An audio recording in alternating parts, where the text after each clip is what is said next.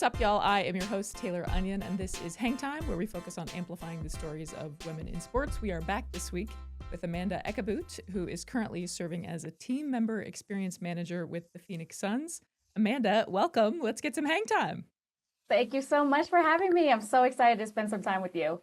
I am so excited to get some hang time with you as well. I don't say that often at the beginning of Oh, the pod. Use that intentional pun, you know? I love it. So we were talking a little bit offline, kind of about your career journey, but let's start there. Can you walk us through, kind of early career stops? What has shaped your interest into people, culture, some of the stuff that you're doing now with the Suns? Oh my gosh, such a great question. I'm like, whew, where do I start? I'm going to lay some foundational context and then I'll try to speed it up at the end. But let's just say it started off rough. It was a little bit all over the place. I don't think we talk enough about how the amount of immense pressure that you get when someone asks, like, what's next? Once you've graduated, especially when you place so much pressure on yourself to succeed and you know what's happening next. But at that time, I did not know. I did not know what was happening next after I graduated. And as someone who is a proud member of Delta Sigma Theta Sorority Incorporated, which is a predominantly Black sorority, and as someone who identifies as a proud Asian American, that's a whole nother journey in itself.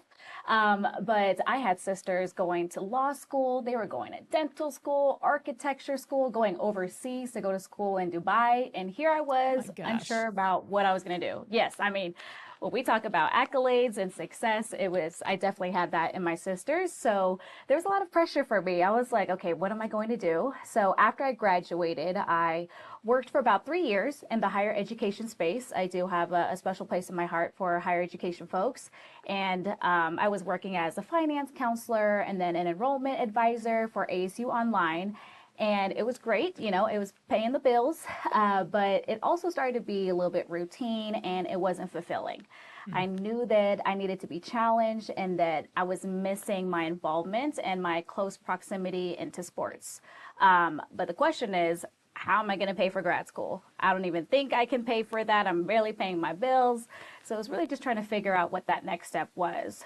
But I have a mentor, shout out to Alonzo Jones, who works with ASU Athletics, and I wanted him to look over my resume. Had no idea what I wanted to do, maybe become an athletic director for a high school. Not sure what that was, but just wanted to look at my resume. And shout out to Jason Thomas from Oregon State Football, who worked with their Beyond Football program, developing holistically football student athletes for life after sport. Who even knew that that was a thing back then? I did not know. Right. And JT had called Alonzo while he was looking at my resume. And because of the respect and the relationship that he had with Alonzo, Alonzo had asked a question and said, I have a young lady here who's looking to get her resume looked at, is wanting to get back into sports. Don't know if you have any thoughts or if you have any open positions. JT responded and said, how did you feel about moving to Oregon in a month? Mm.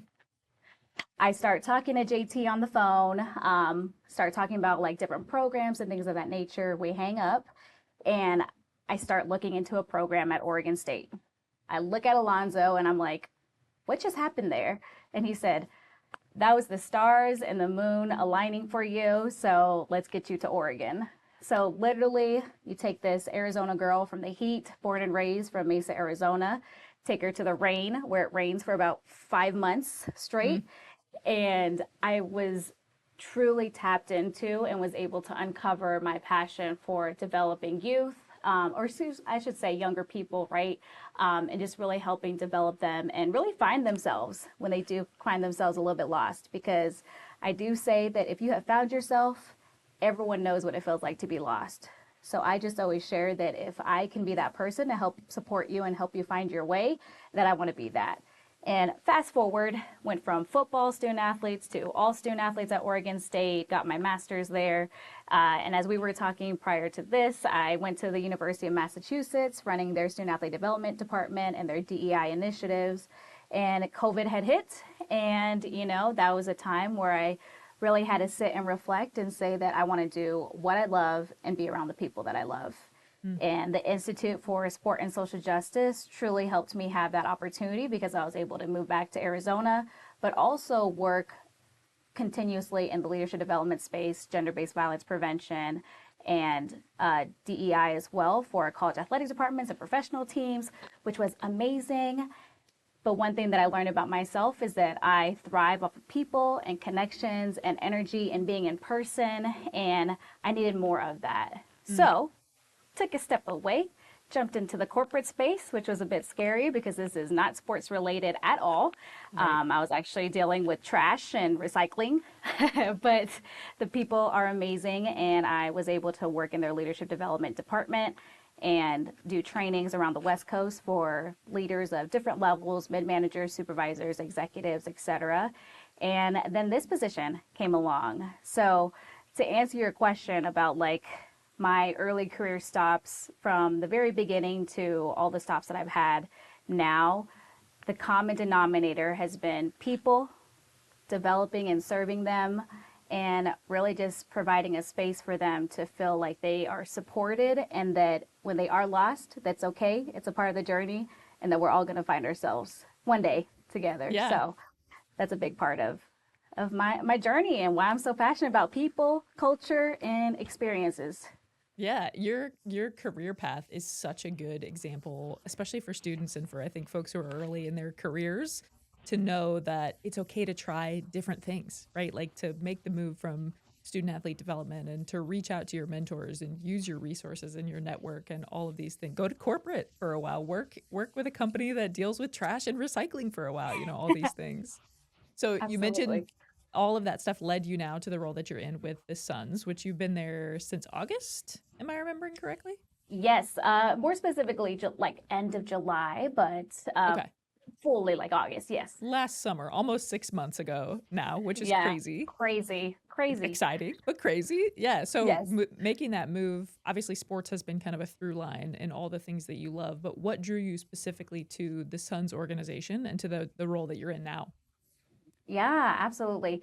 So, really, it is the role and the responsibilities. One thing that I'm very big on is don't be committed to people, be committed to your why. And when I say committed to people, I mean like don't necessarily follow where people go. It's really understanding what your passion is because I am committed to people, developing them. But really, it was the role itself and the responsibilities. It drew me so much that I actually applied for the position twice. Mm, I had became a finalist the first round, and I'm always a big believer that what's meant is meant, and when it's not, and it's okay. And talking in basketball analogy terms, right?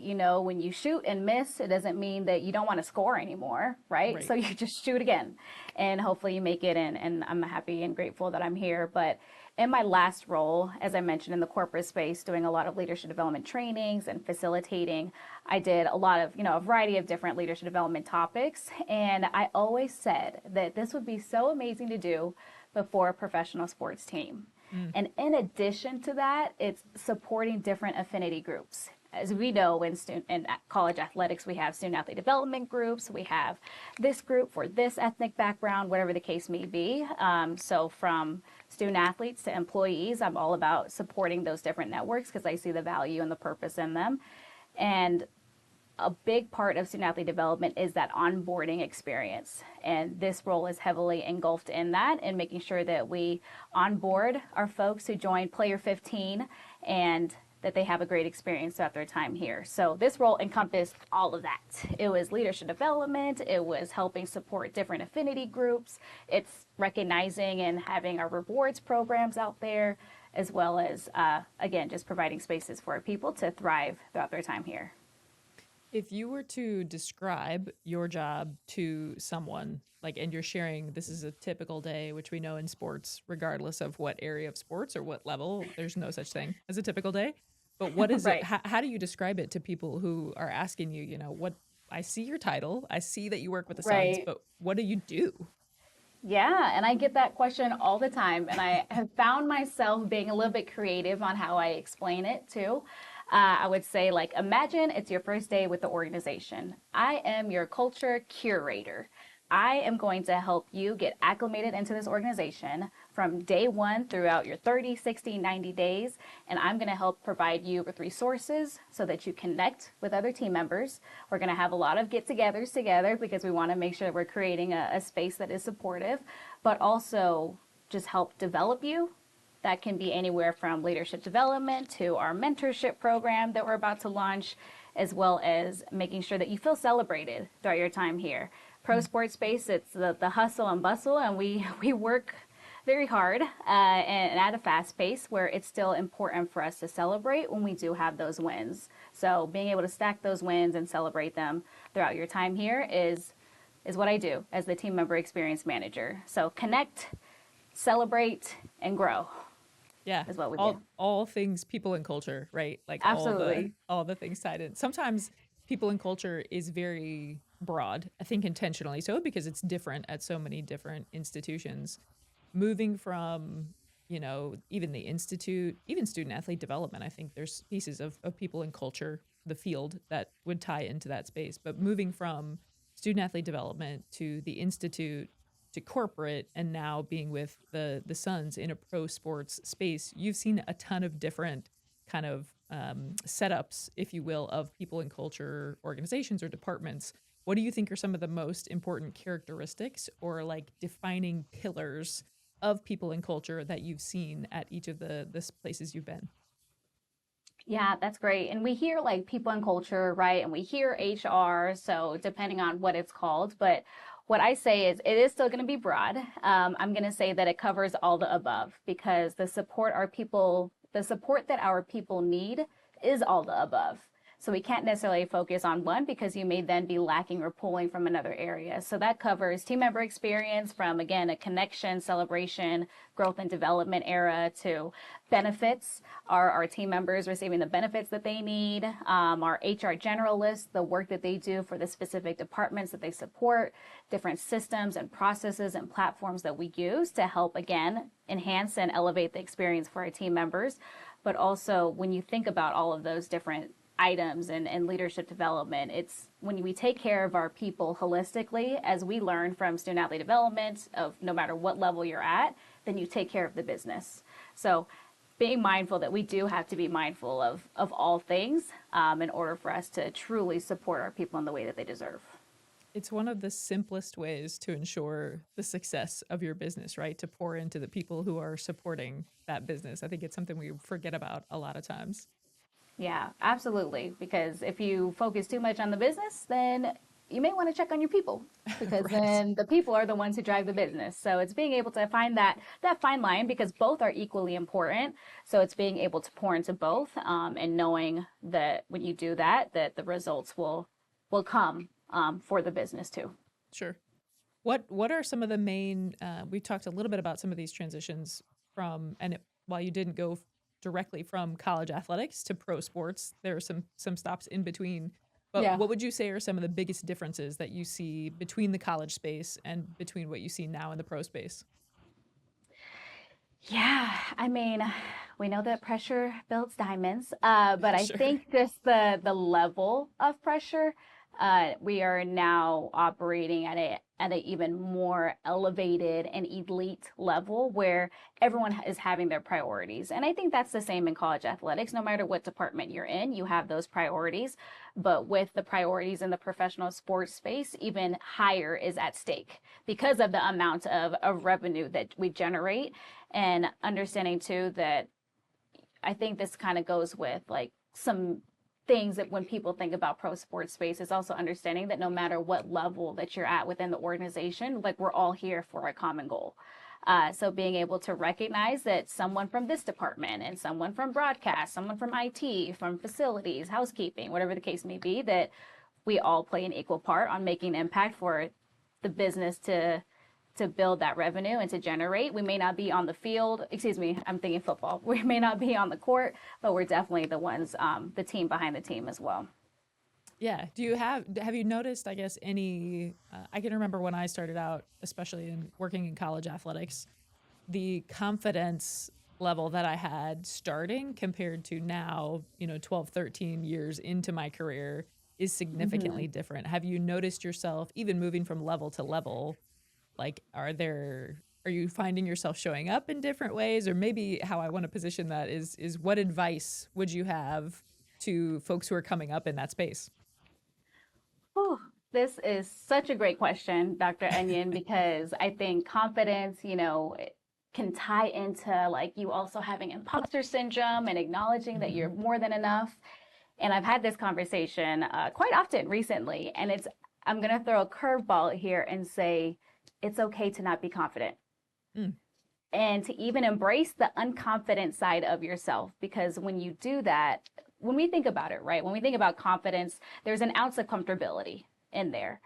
And we know that we grow from being uncomfortable. So when we feel that we're not confident in a space, it's okay, embrace it, but really lean into the curiosity. Yes, you have confidence in your abilities because you've been able to get you where you are now. But I was having a conversation with my supervisor and I was telling her about like how I have to be honest, I do struggle with perfectionism. And I was telling her that how I've operated and the skills that I have and the abilities I have been stemmed from perfectionism, but have got me where I am today. Like, I don't know what to say.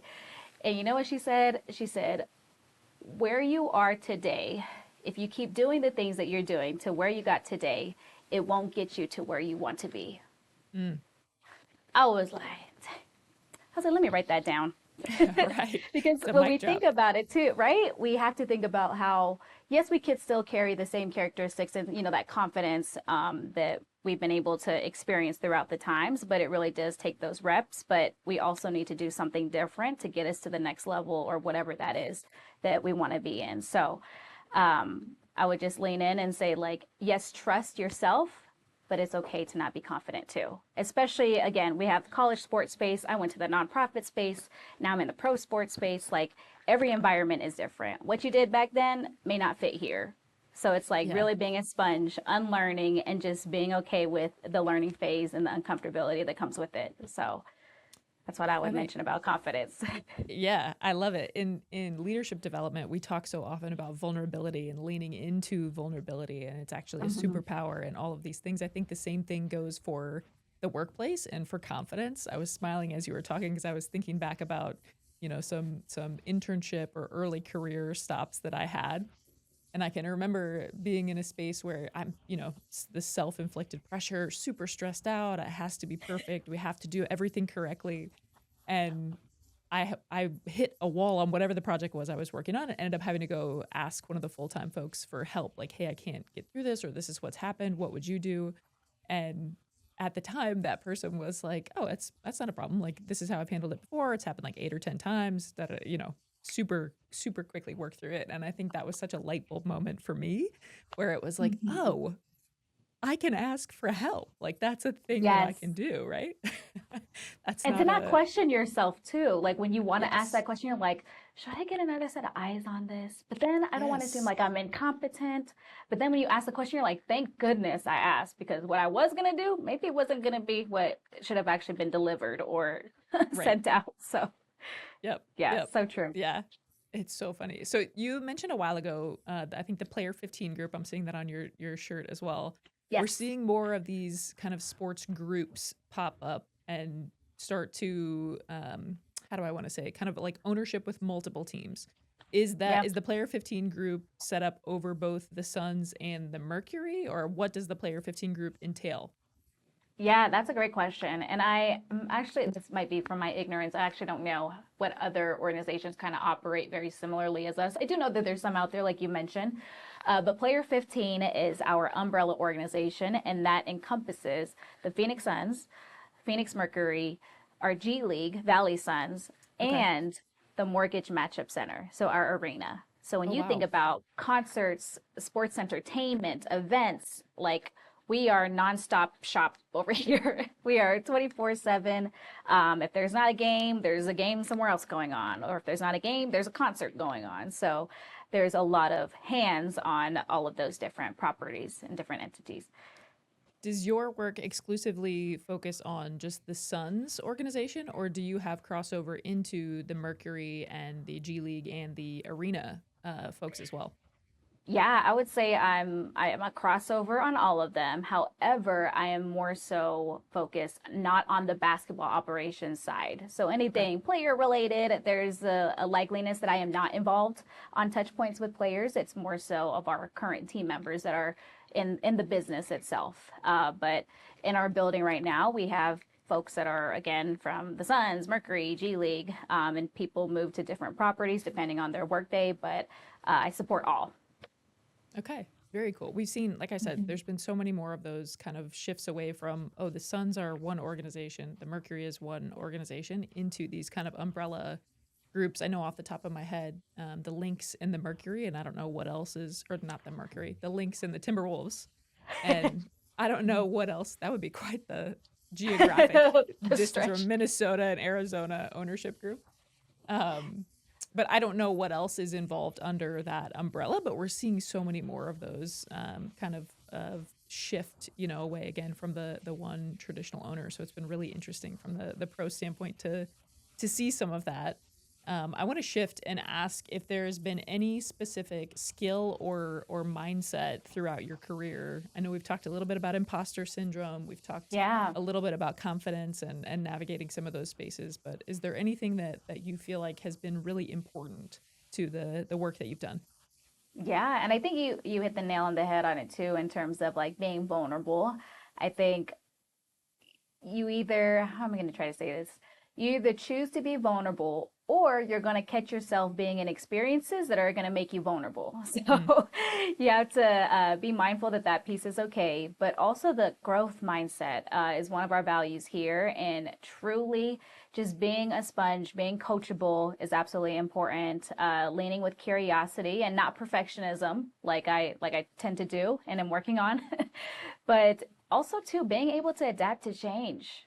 And I mm, would say like a perfect example of that is the Mercury going to the finals.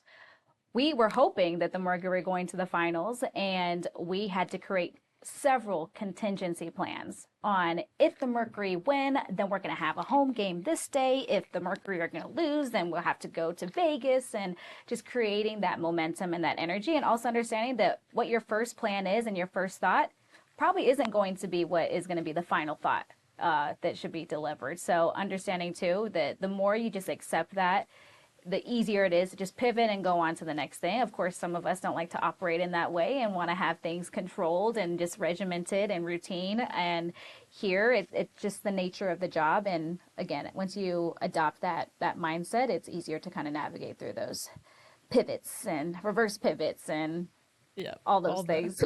all the pivots. Yeah, if you don't like pivots, maybe sports is not the place. And they're probably, to be fair, in even outside of sports, there's pivots in every aspect of life, but particularly Absolutely. when the season depends on wins, do you go to the finals, do you not go to the finals, those kinds of things, of course. Yeah. What excites you about your work right now? What are you working on that you're fired up about Oh that you my can share? gosh.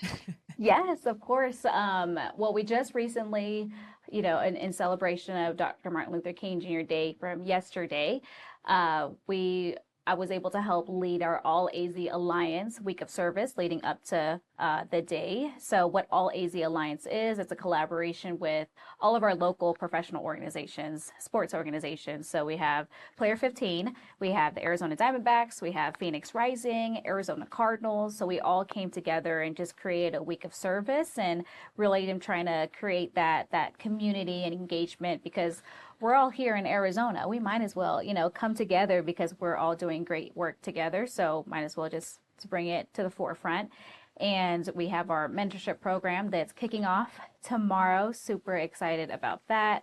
And just all of the great events that our team member networks are working on. I mean, I know we have Lunar New Year coming up. We have our Black Excellence Month coming up. Just so many different great initiatives that are happening that again just create more spaces and community for the team members here, whether you just got here day one to whether you've been here for 15 years. So the opportunities are endless, and whenever I can create spaces for folks to connect, celebrate with each other, and grow and develop, I'm all in. 10 toes, 10 fingers, I'm all in.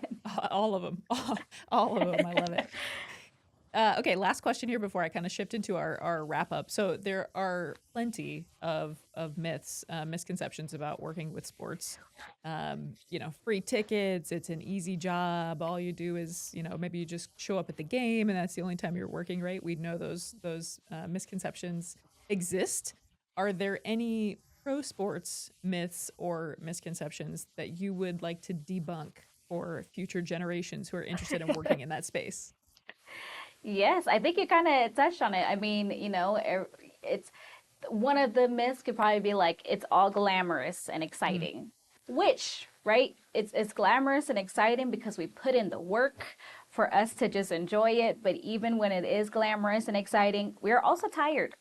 we're we're tired from the right. amount of hours that led up to that. And I think that's experienced too in the college athletic space because I know I've experienced that as well. But understanding too that when you have those great extravagant moments or events or things that you're maybe working, that there was a lot of hours that was spent to leading up to that. So understanding too that with the glamour comes the work. It's Yeah, still great work, but we still got to put in the work for it. right. So um, The I the would say the that that's old one. the old adage of work hard, play hard definitely applies in the space. Yes, absolutely. Even when you're tired. Yes, yes, yes. All right, But last. yeah. Oh, go ahead. Go ahead. Oh yeah, I was just gonna say that you're around athletes all the time. Oh I yeah. mean, it depends on the role, right, in your department. But for me specifically, like I'm, very focused on folks that are in the business, our team members here at headquarters to the arena, at mortgage matchup. So it's just, which is great. Like we support them wholeheartedly, but I Yep. also am really focused on the team members. Yep. Absolutely. All right. If you could get some hang time with any woman in sports, who would it be and why? I'm gonna go with the home team. So from the Phoenix Mercury, so many to choose from, but I would choose Kalia Copper. Mm, I absolutely love the grit and the authenticity that she has, and I would love to have a conversation with her on how she navigates still being 100% authentically herself from North Philly, while also still being the Kalia Copper that's on the court representing the Phoenix Mercury brand. So she just seems really cool. I met her before. It was very brief, but would love to just have a conversation with her, have some hang time with her. yeah. I love it. It's so fun. I think we're starting to get more of those stories, right? The off the court, the Philly personality in this case, Yeah, and what we see on court all the time. It's been so much fun to see media kind of in different ways be able to tell those stories and lean into those stories as well, like they have in the men's game forever. absolutely, for sure. Yep. Yep. All right. Where can they get involved? How can they support you or follow you, follow the Suns, all the things, or the Yes, Player 15 group, even? definitely visit the Player 15 website just to kind of get a little bit more familiar with the organization. Of course, follow all of our platforms from Suns, Mercury, Mortgage Matchup, Valley Suns as well. And for me, myself, I'm a huge connector. Definitely connect with me on LinkedIn, just my first name, last name. And if you sent a message to me, please send another one. It's okay. Send another one, and I promise that we will connect. Because I'm all for it. Because I know how it feels to reach out to someone and not get a response, and then think that they forgot about you. But I always appreciate those who reply back. Yep. Yeah. If it's been, I'm the same way. If it's been too long, like please, not a week, but if it's been like a month or something, Yes, I'm like, please follow up because it's possible that I saw it and was doing something else and I just haven't had time to get back to it yet. So I love that. I love that. All right. absolutely. Amanda, thank you so much for taking the time out of your schedule to join me and get some hang time today. Yeah, thank you so much, Dr. Onion. Appreciate the Hang Time podcast. Absolutely. All right, listeners, we are back in a couple of weeks. And until then, you can follow along at HangTimeP0D on all socials. You can check us out, hangtimep0d.com as well. We'll see you next time.